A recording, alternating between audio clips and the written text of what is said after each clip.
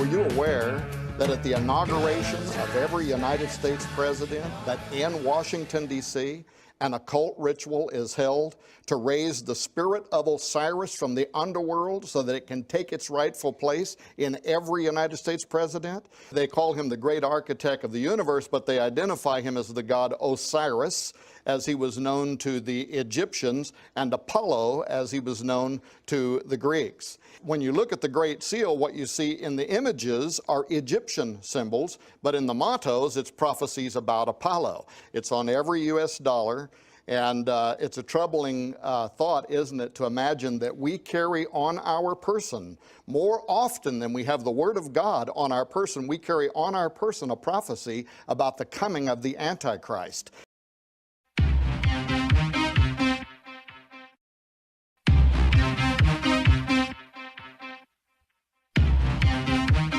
What? Whoa. What? What the fuck? My guest, Tom Horn, says something began in the year 2012 that will reach its apex in 2016. And he's going to talk about that.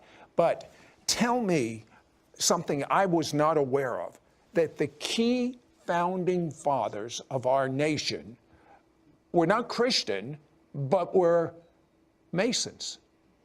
That's absolutely right, Sid. In fact, as many as 44 of the 56 signers of the Declaration of Independence were Freemasons, and they were the Freemasons really of the European order, meaning that they were committed to building an occult form of a democracy that was based on what's called the Atlantean scheme. This was coming out of Europe. What Francis Bacon believed, he was the head of a secret society in Europe, very popular and very powerful, and they had wealthy people behind them, and they believed that there had been an original Atlantis. And Atlantis had been great because Atlantis had taken its orders from the gods of ancient history. And when they turned their backs on the gods, Atlantis crumbled. And so Francis Bacon's idea was, we will build a new occult democracy based on this Atlantean scheme in which we're basically going to take our marching orders from the spirits of these invisible deities. Okay, how's this tie in with Masons? Well, Freemasons in the United States early on were receiving funding. There was persons, there were people from Europe coming over here. They actually saw in the new continent the opportunity to develop a new world order that would be under essentially the influence of these ancient spirits that political realities in Europe was not going to allow them to establish over there. So this was basically fresh pickings. Oh, okay, but what you're saying, though, is there's something evil about Masons. I've got relatives that are Masons. What are you saying? Actually, I was a pastor for 25 years. I had Freemasons in my church on my board. So, but these were 32nd degree Freemasons who, they were part of a fraternity. And they didn't get into any of that other hocus pocus and occultism and whatever that was going on early on. However, Sid, when you get past the 32nd degree, when you go to 33rd degree Freemasonry, it becomes something entirely different. Okay, what if someone was a 33rd degree Mason, what would they know that the others don't? Well, for instance, I had a state senator ask me basically, he said, were you aware that at the inauguration of every United States president, that in Washington, D.C., an occult ritual is held to raise the spirit of Osiris from the underworld so that it can take its rightful place in every United States president? That absolutely blew me away. I thought, this is within Masons? That's within Masons. As a matter of fact, I went there to verify it myself. I took my wife, Nita, with me, but I wanted to know if that was a fact, because if that's true, that's an astonishing idea that an occult ritual such as that would be held.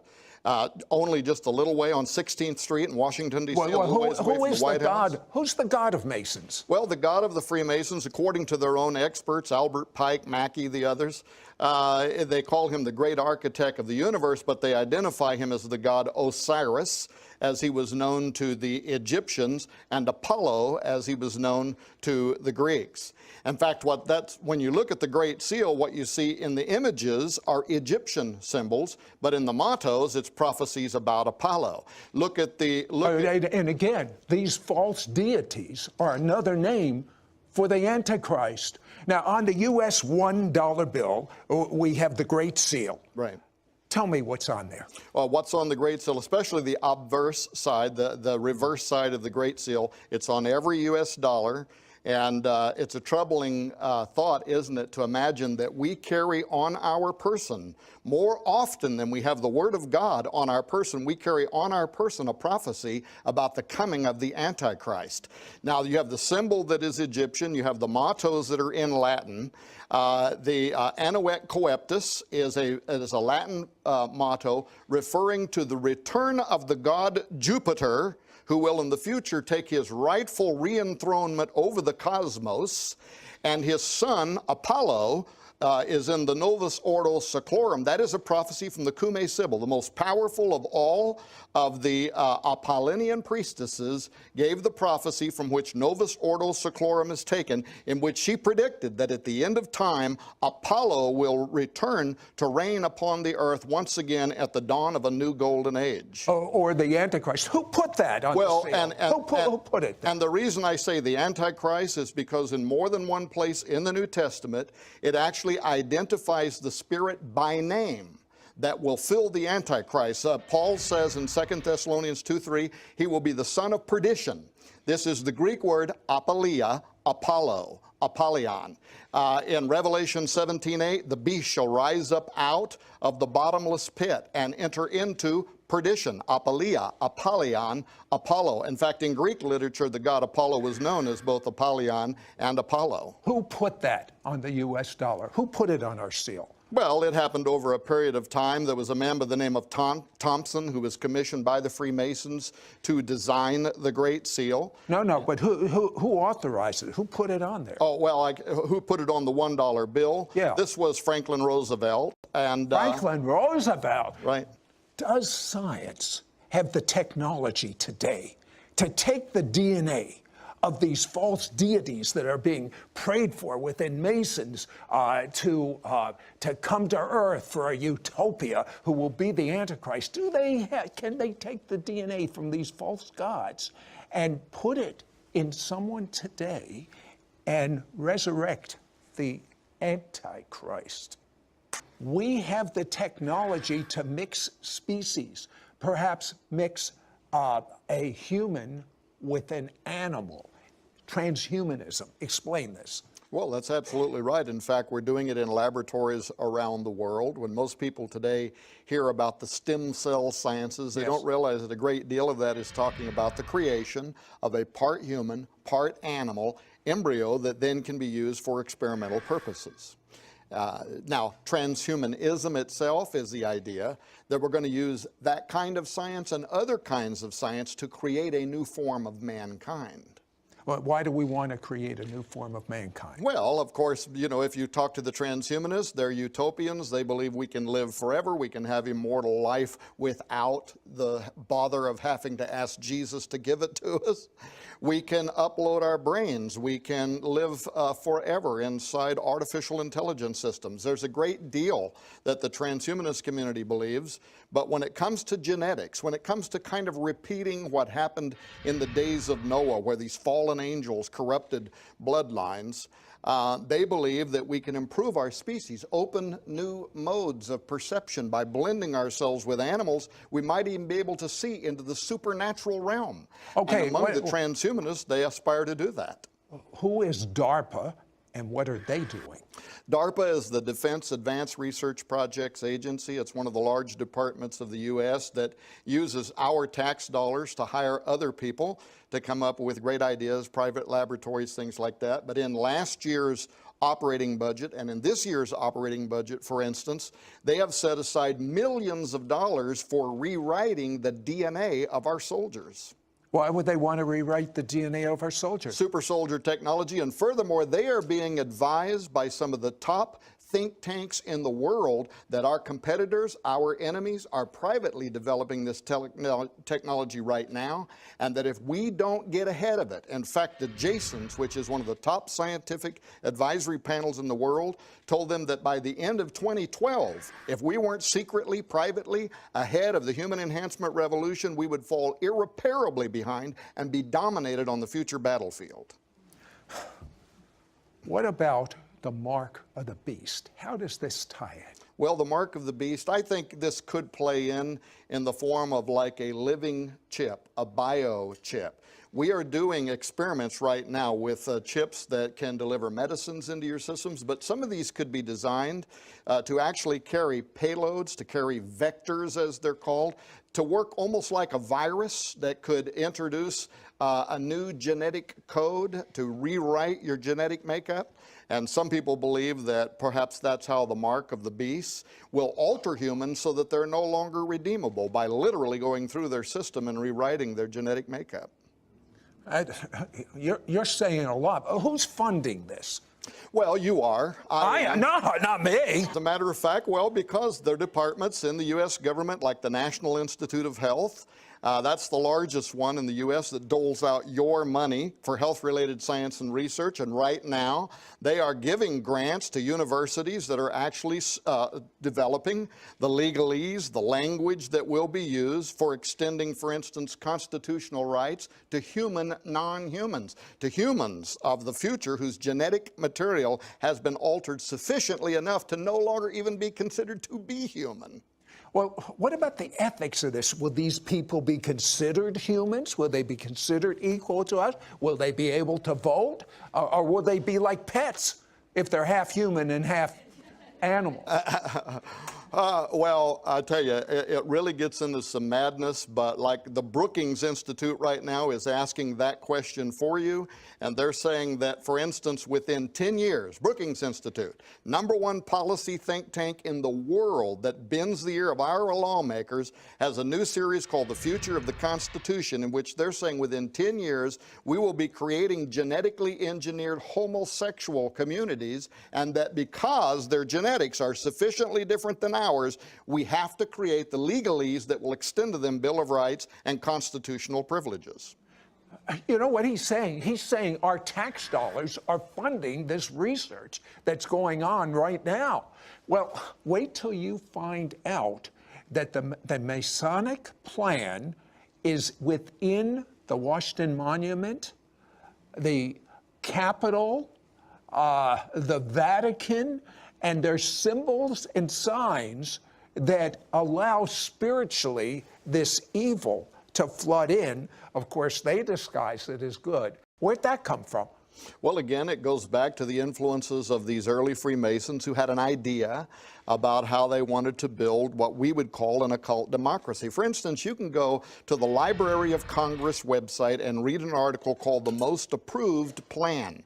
And this goes back to early America, where they were advertising for different architectural firms to submit their plan about how the capital city could be built. And after all the plans came in, our own government website says they were all rejected because Thomas Jefferson wanted a plan that would be based similar to the design in Rome, where you would have a dome facing an obelisk, and furthermore, he wanted it dedicated to all pagan gods. That's on our own government website, so and that's exactly what this represents the sexual organs. They say the Washington Monument, and you say the Capitol represents that. What does that mean in Masonic and occultic terms? Well, because the Freemasons, a great deal of their mysticism is based on ancient Egyptian magic. And this design, a dome, which is the ever-pregnant belly of Isis in their mythology, facing an obelisk, which is the erect manhood of the god Osiris, was a magic utility. This was designed in ancient Egypt for one purpose,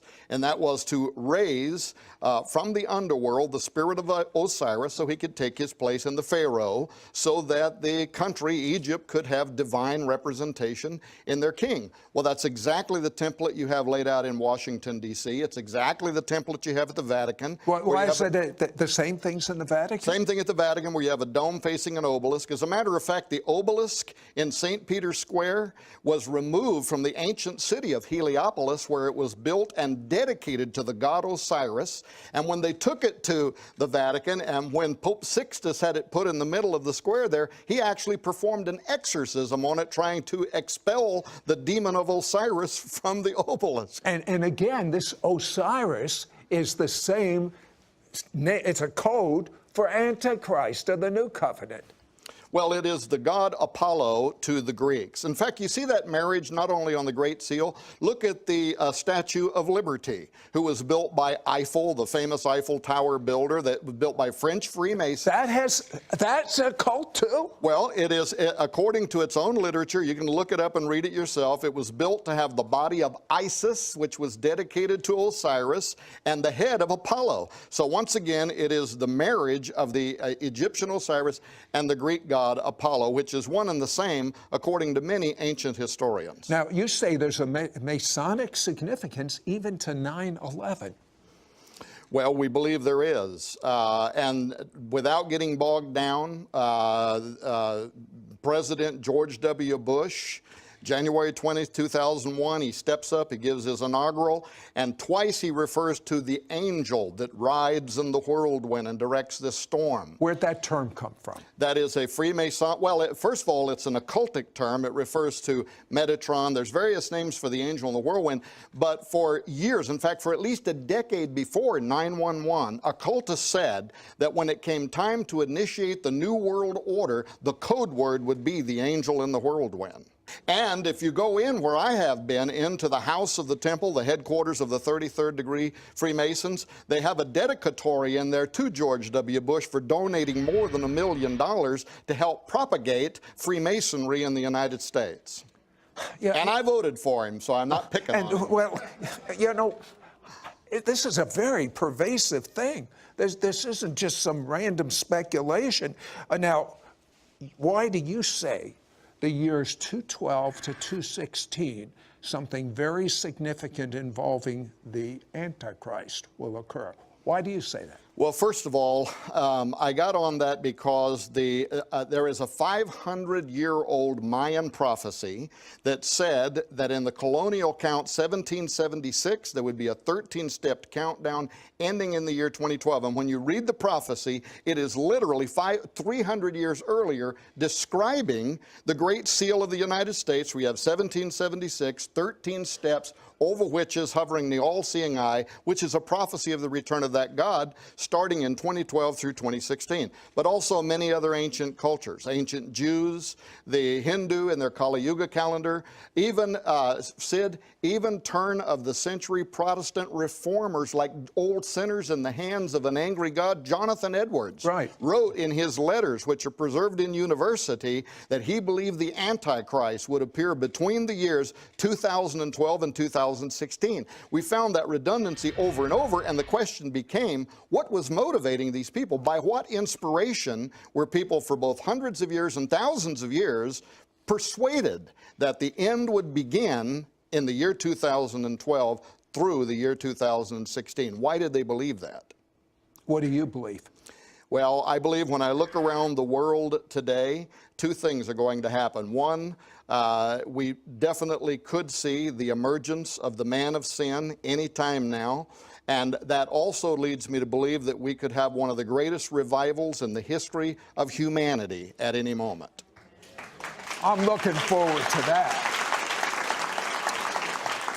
What was one of the most amazing things, briefly, that you found? Well, one of the most amazing things had to be that a Chilam Balam who? A Mayan prophet. Okay. 300 years ahead of time. But you know what was cool about it?